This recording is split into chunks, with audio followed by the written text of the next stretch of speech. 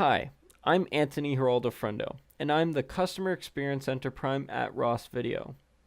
This is the introduction and basic commands video for the dashboard implementation of the VDCP protocol. The goal of this video is to understand what basic VDCP commands we have access to in dashboard and how we use them with the Tria video server. There is no skill requirement for this video. We're going to start with the Tria video server side of things, because before we can send commands from dashboard to the video server over VDCP, we need to configure the Tria server to accept VDCP commands.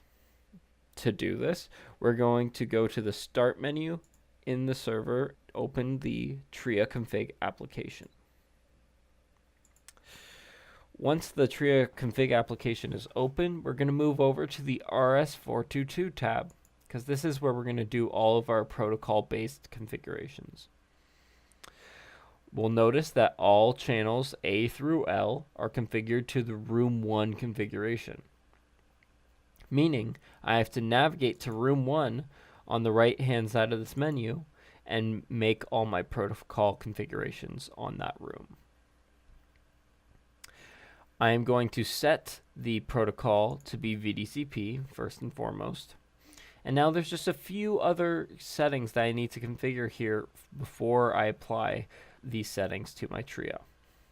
The first is restriction of folders. So for my settings, I'm just going to say restrict to all folders. That way I have access to everything over VDCP.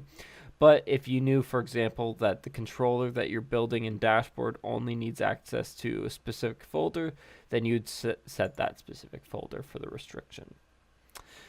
Under response time, I like to work with a response time that's accurate for automation systems. That way I can estimate quite accurately what the delay is for my network.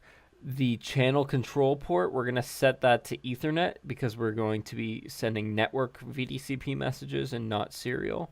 Edit timing, this is if we wanted to at all adjust the time code parsing from the VDCP side on the Tria.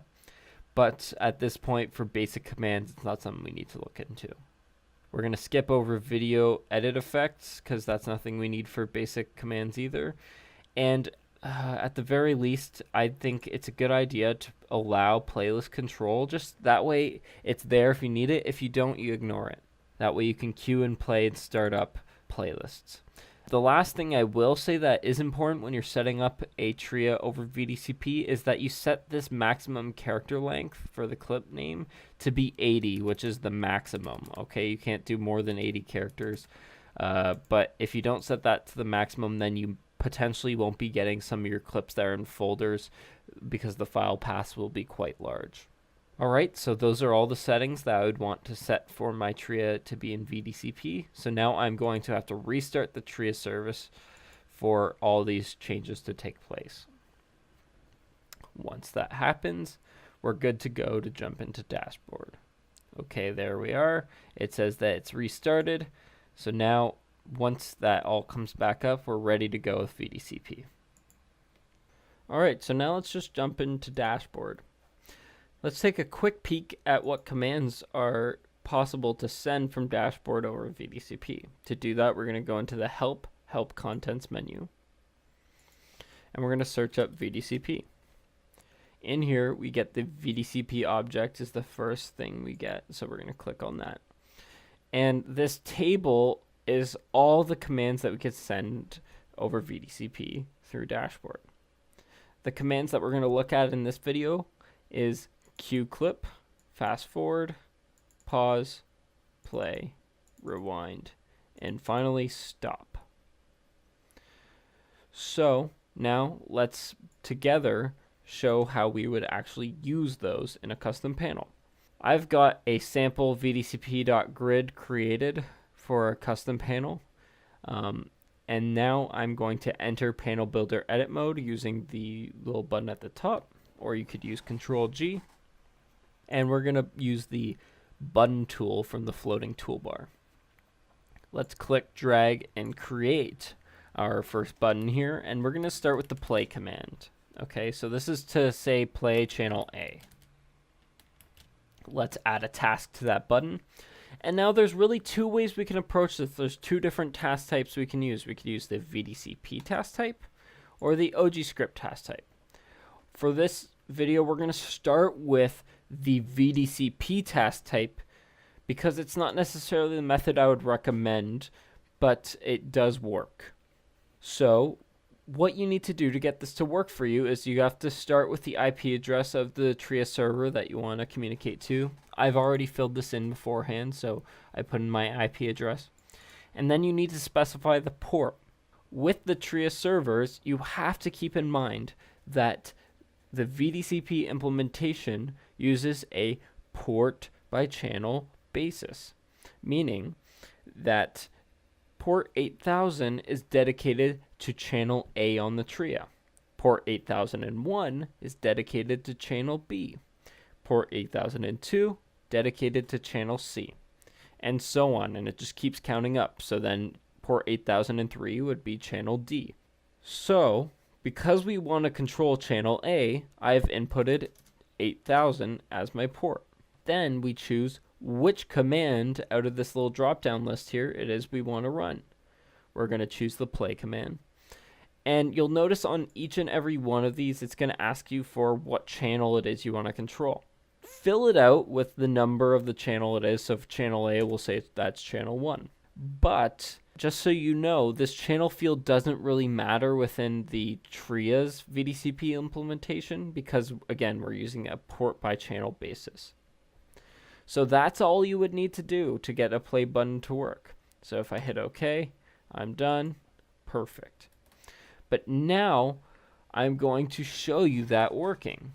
So I'm going to just load in a random clip into channel A, and let's click our play button in dashboard, and there you go. You can see that working.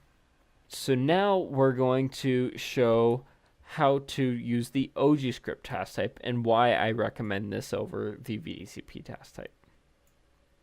So I'm going to create another button.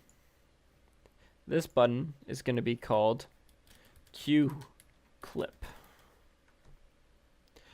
On the Q Clip button, just like on the play button, we're going to add a task, but this time we're going to stay in the OGScript task type, and we're going to stay on the Visual Logic Editor. Of course, you could use the OGScript editor if you knew how to write your OGScript for VDCP commands.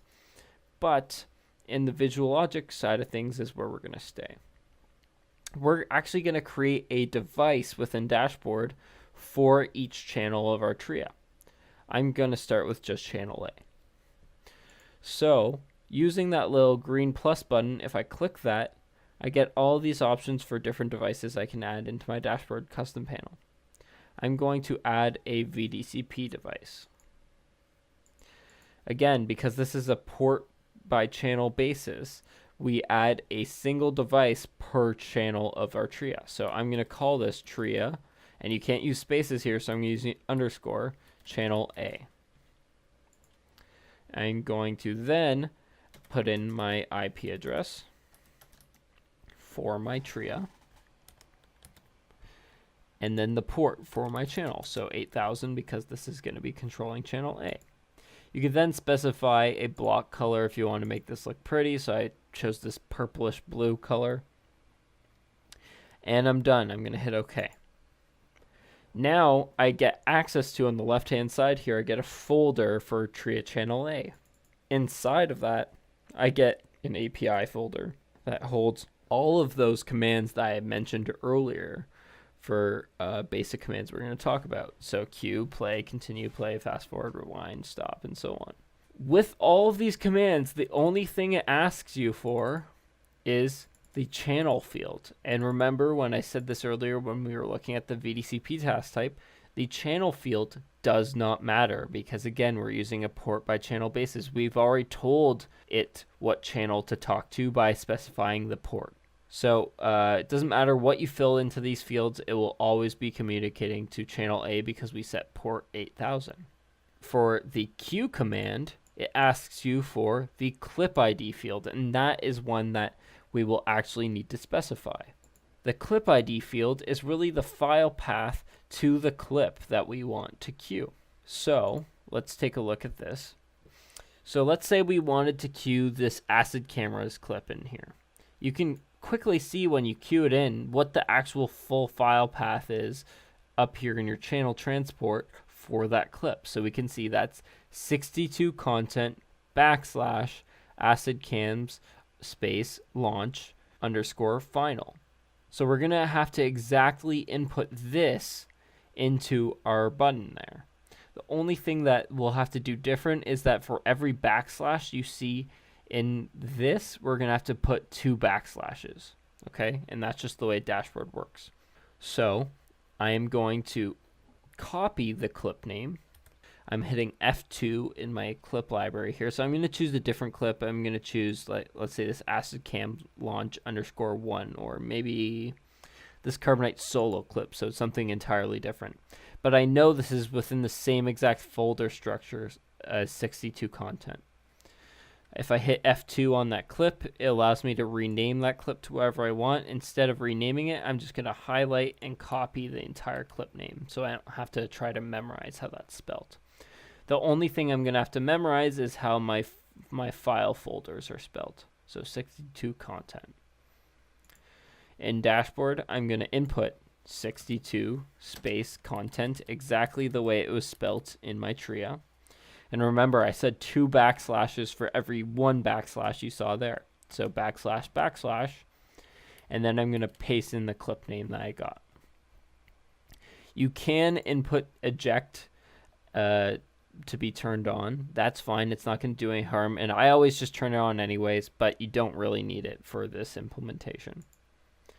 If you hit OK, now you'll see the queue clip button queue up our carbonite solo clip.